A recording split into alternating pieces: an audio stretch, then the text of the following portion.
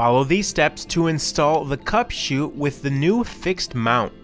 Open your machine door and turn off the power switch in the upper back left of the cabinet.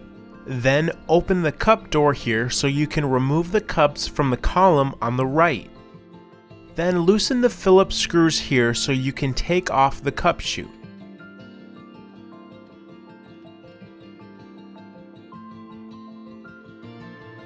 Then remove both of these screws so you can take off the tilt bracket.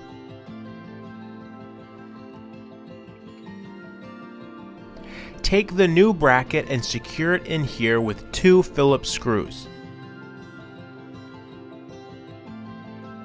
Take 2 screws and place them in the fixed mount like this. Do not tighten them.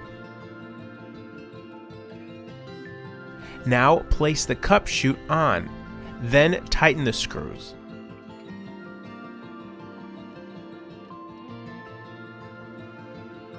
Place the cups back in. Turn the machine on and perform a cup test to verify the cup chute is working properly.